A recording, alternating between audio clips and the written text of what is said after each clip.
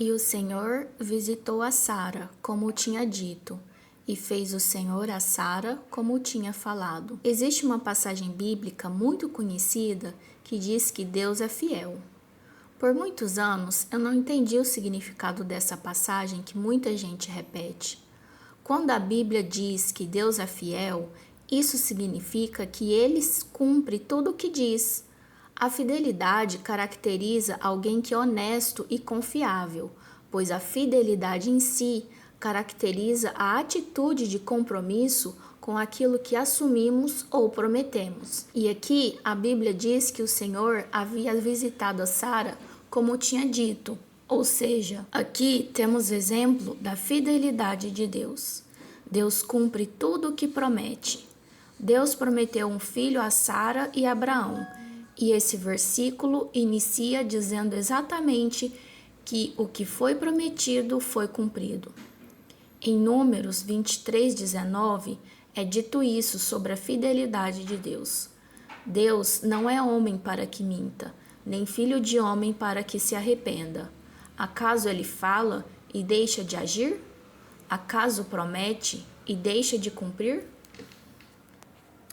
E concebeu Sara e deu a Abraão um filho na sua velhice, ao tempo determinado que Deus lhe tinha dito.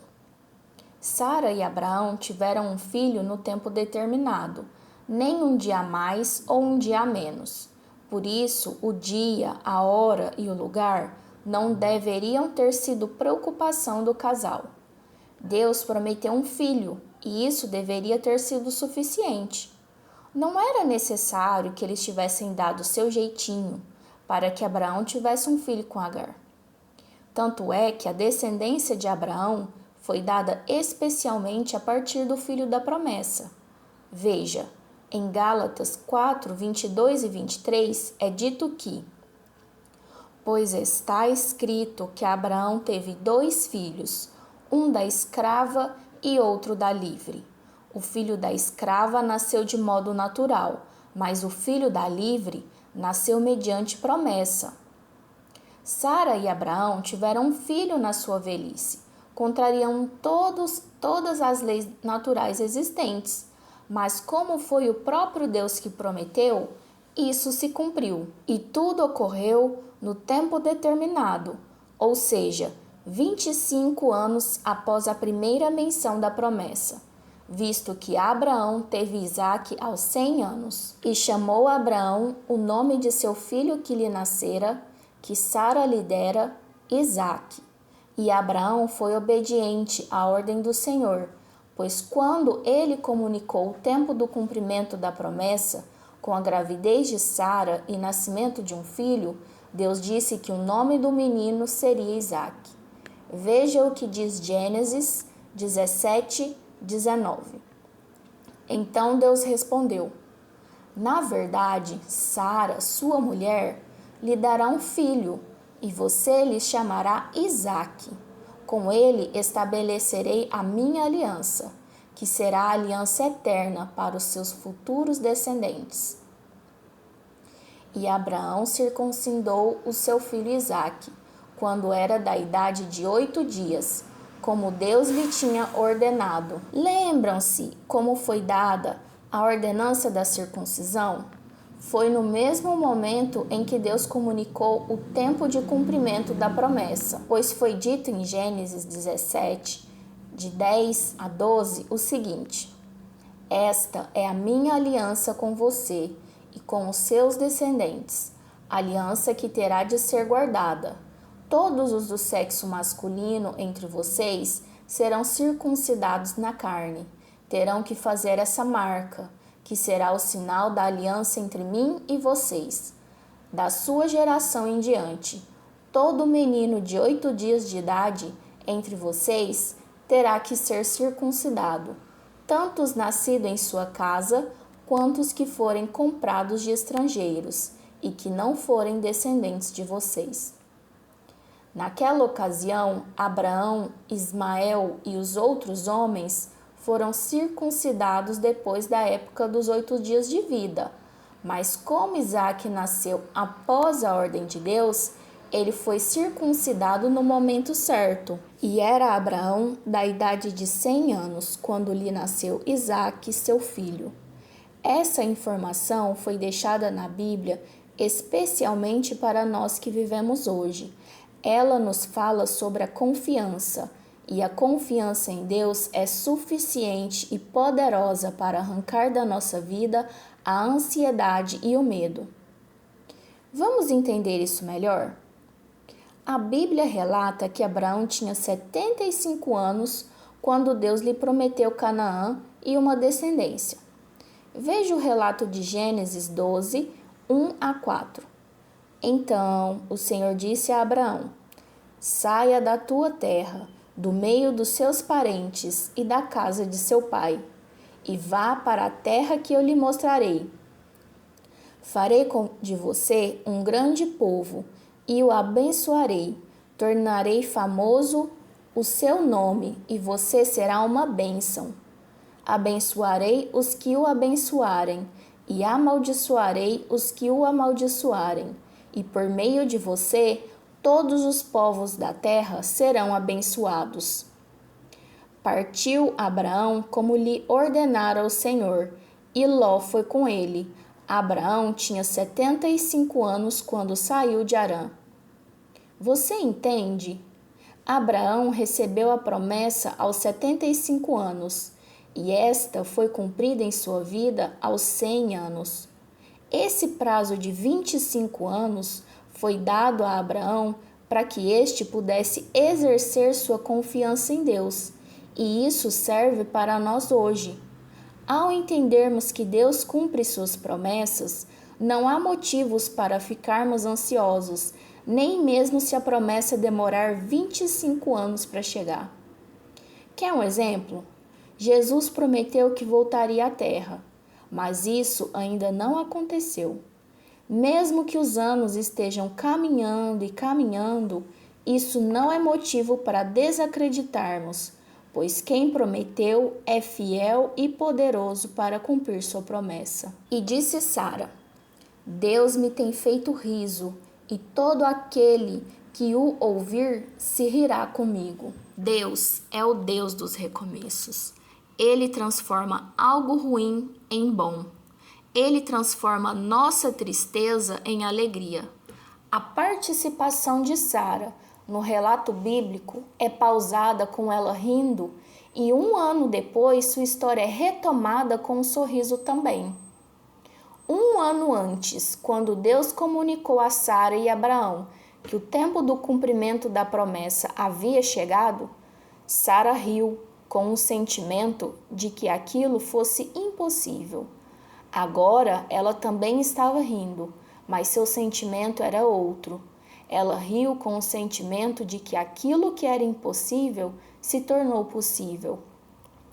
E todos que ouvissem sua história teriam motivos para se alegrar com ela, pois era algo inacreditável e maravilhoso. Disse mais: quem diria a Abraão que Sara daria de mamar a filhos, porque lhe dei um filho na sua velhice? E Sara se maravilhou com o poder e bondade de Deus. Ela estava dizendo que aos olhos humanos aquilo era impossível. Ninguém poderia imaginar ou dizer que Sara e Abraão tivessem filhos em sua velhice, porque isso estava além do habitual. Ninguém seria capaz de imaginar tal bênção, mas lá estava ela, dizendo que apesar de tudo indicar que era impossível, Deus, com seu poder, tornou possível.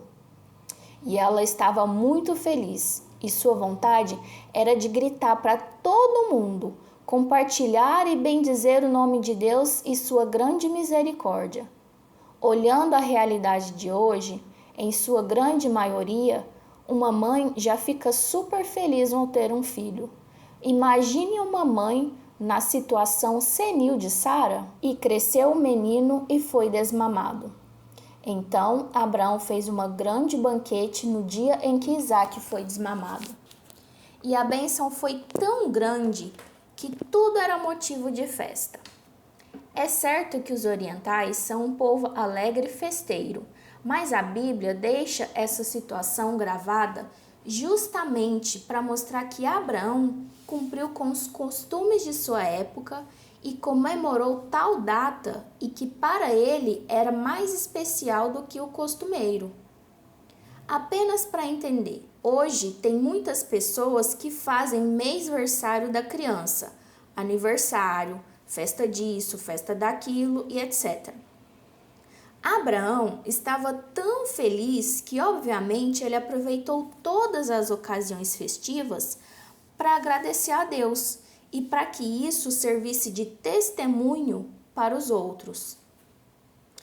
E viu Sara que o filho de Agar, a egípcia, que esta tinha dado a Abraão, zombava. Sara percebeu que Ismael estava zombando de Isaque e que sua intenção não era boa. Certamente Ismael se sentiu desprezado e canalizou sua dor ao desprezar Isaque. Mas essa atitude tinha um cumprimento profético. Veja o que diz Gálatas 4:29. Naquele tempo, o filho nascido de modo natural perseguia o filho nascido segundo o Espírito. O mesmo acontece agora. Ou seja, Ismael percebeu que, mesmo sendo primogênito, não seria o legítimo herdeiro de Abraão, e isso fez com que ele fosse feroz em seus ataques a Isaque, pois ele havia perdido o lugar, um lugar que de fato nunca foi dele. Não havia como ele tomar esse lugar à força, e ele concentrou seu ódio em Isaque, que era criança, e disse a Abraão: deita fora esta serva e seu filho, porque o filho desta serva não herdará com meu filho, com Isaque. À primeira vista, esse pedido parece irrefletido, mas ele também tem um cumprimento profético. Assim como Ismael era o filho da carne e Isaque o filho da promessa, os injustos não herdarão a Canaã e as riquezas do céu juntamente com os justos. E pareceu esta palavra muito má aos olhos de Abraão, por causa de seu filho. No momento em que este pedido foi feito, Abraão também não conseguiu compreender. E isso ocorreu porque ele amava Ismael, e esse sentimento o impediu de ver todos os desdobramentos de ter Ismael disputando com Isaque o lugar de destaque na família. E Deus precisou intervir no caso para que Abraão pudesse tomar a decisão de uma maneira mais leve e sem uma angústia desnecessária. Porém, Deus disse a Abraão: não te pareça mal aos teus olhos acerca do moço e acerca da tua serva. Em tudo o que te diz Sara, ouve a sua voz, porque em Isaque será chamada a tua semente. E Deus chamou Abraão à razão e voltou a repetir o que havia dito desde o início. É através do filho da promessa que sua descendência será contabilizada. Apesar de Agar ter dormido com Abraão e concebido um filho, ela ainda era considerada serva. Os direitos de Sara permaneciam intactos. Não tinha motivos para Ismael zombar de Isaque.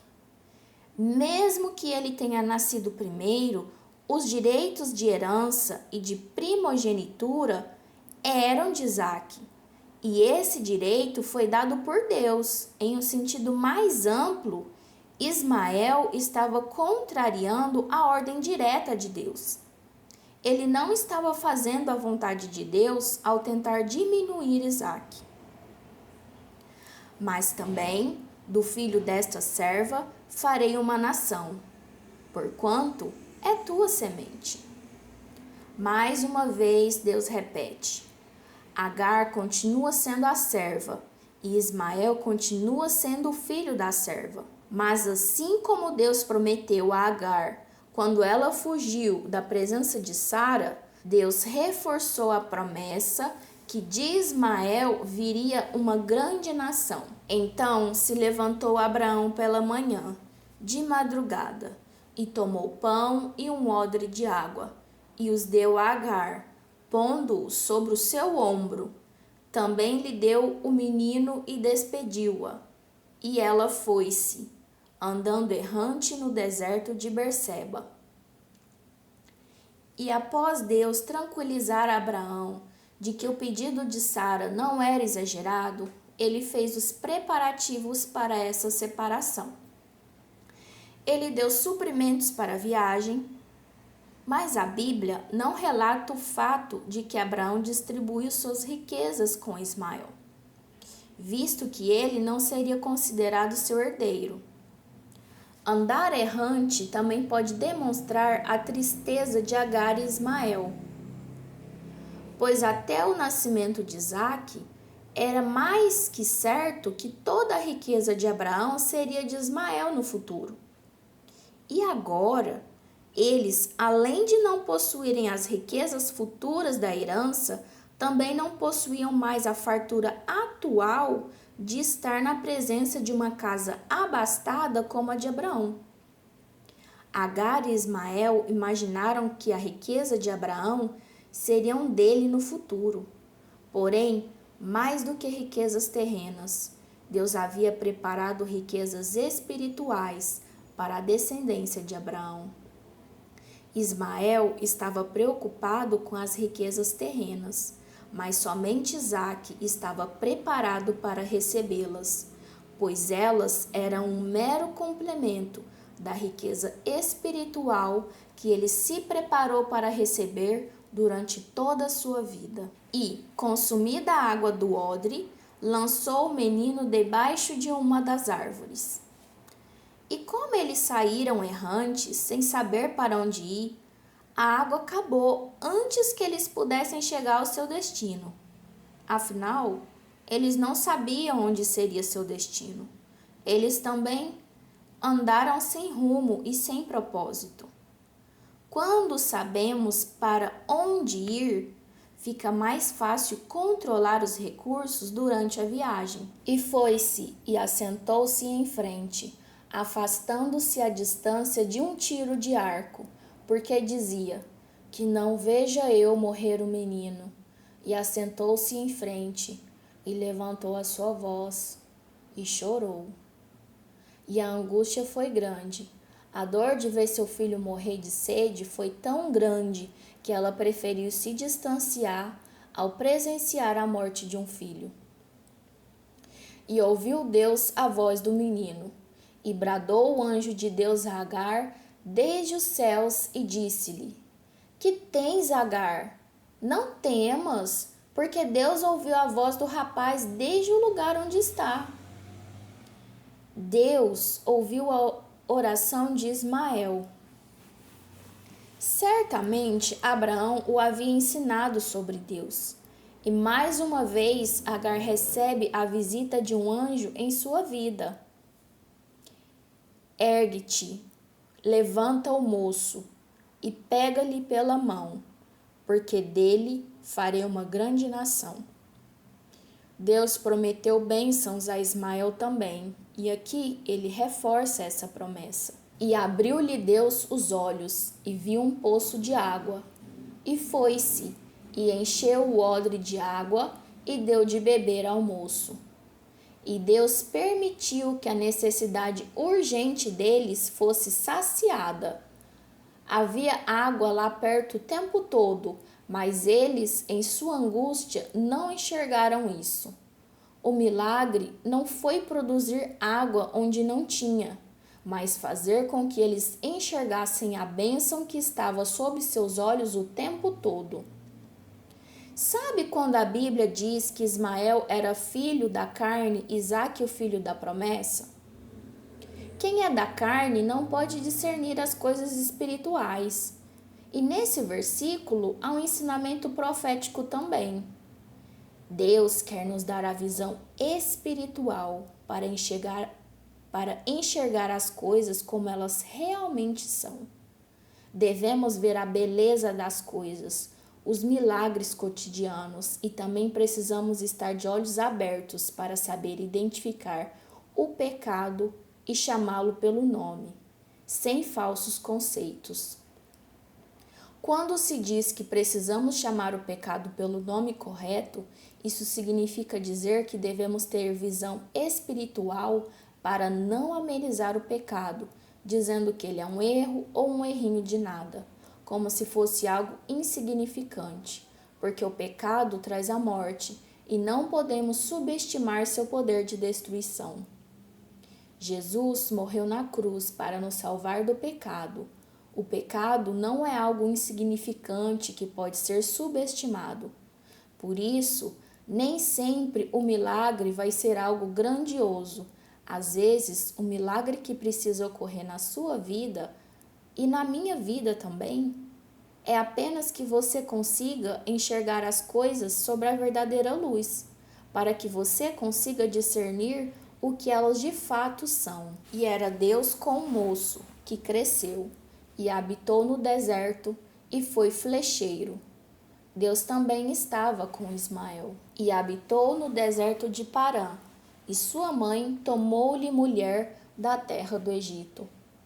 Para que a fé de uma família seja fortalecida, as pessoas devem se casar com quem as leve para mais perto de Deus. Alguém que contribua na caminhada cristã. Ao tomar uma esposa do Egito, isso significou o fortalecimento da influência da cultura de Agar sobre os valores de Ismael. No Egito, eles eram politeístas e não acreditavam no Deus verdadeiro. O casamento de Ismael com uma egípcia não foi benéfico para o seu fortalecimento espiritual. E aconteceu naquele mesmo tempo que Abimeleque com Ficol, príncipe do seu exército, falou com Abraão dizendo: Deus é contigo em tudo o que fazes. Agora, pois, jura-me aqui por Deus que não mentirás a mim, nem a meu filho, nem a meu neto, segundo a beneficência que te fiz, me farás a mim e à terra onde peregrinaste. Sara e Abraão já haviam mentido a Abimeleque quando disseram que Sara era apenas irmã de Abraão. Ao ver quão rico e poderoso Abraão era e como se tornava cada vez mais e mais rico e poderoso, Abimeleque propõe essa aliança. E disse a Abraão: eu jurarei. E Abraão concordou com essa proposta. Falar a verdade era uma proposta justa para um temente a Deus. Não havia nada além de sua obrigação atual. Abraão, porém, repreendeu Abimeleque por causa de um poço de água que os servos de Abimeleque haviam tomado à força. Diante dessa proposta de acordo, Abraão falou a Abimeleque sobre algo que ocorreu. Seus servos haviam usado a força para tomar algo que era de Abraão. Abimeleque começa dizendo que, ao observar a vida de Abraão, percebeu que Deus o fazia prosperar em tudo o que fazia. Com base nisso, Abraão diz: pois é, por falar nisso, cavei um poço de água e teus servos o tomaram de mim. Abraão era próspero, mas a inveja por parte de Abimeleque era algo inconcebível. Então disse Abimeleque: eu não sei quem fez isso, e também tu não fizeste saber, nem eu o ouvi senão hoje. E Abimeleque tenta amenizar a situação, dizendo que ele não poderia ter tomado providências, afinal ele não sabia desse ocorrido, que nenhum dos servos haviam contado nada a ele, nem mesmo Abraão tinha contado isso. E tomou Abraão ovelhas e vacas, e deu-as a Abimeleque, e fizeram ambos concerto. Dar animais a seu aliado era uma forma de fazer uma aliança, e é bem provável que esses animais foram utilizados na cerimônia deste concerto. Pôs a Abraão, porém, à parte 7 cordeiras do rebanho. Dentre todos os animais, Abraão separou 7 cordeiras. E Abimeleque disse a Abraão: Para que estão aqui estas 7 cordeiras que puseste à parte? Abimeleque não havia entendido o significado da cerimônia e pediu explicações a Abraão. Hoje, também ficamos como Abimeleque, pois esse tipo de cerimônia não é mais praticado e temos um pouco de dificuldade em entender os costumes daquela época. Costume cultural é algo interessante. Muitas vezes praticamos algo de nossa cultura instintivamente, mesmo sem saber explicar por que agimos daquela forma.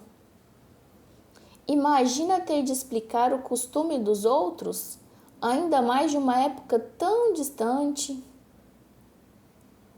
E disse: Tomarás estas 7 cordeiras de minha mão, para que te sejam em testemunho que eu cavei esse poço.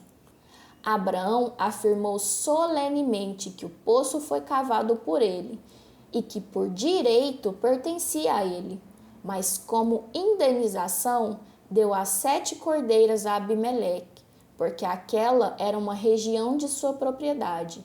Então, para que não houvesse briga sobre a propriedade do poço, Abraão pagou uma justa indenização. Por isso se chamou aquele lugar Berseba, porquanto ambos juraram ali. Berseba significa poço de juramento ou poço de 7. Assim fizeram concerto em Berseba. Depois se levantou Abimeleque e ficou, príncipe do seu exército, e tornaram para a terra dos filisteus. Os filisteus guerrearam muito com Israel, mas na época de Abraão houve paz entre as duas nações. Até porque Abimeleque esteve frente a frente com Deus em sonho, quando ele tomou a Sara por mulher. E naquele momento, a existência e o poder de Deus era algo que estava em sua memória. E plantou um bosque em Berseba, e invocou lá o nome do Senhor, Deus eterno. Abraão sempre dava testemunho de sua fé ao adorar o nome de Deus de forma pública e organizada. E peregrinou Abraão na terra dos filisteus muitos dias.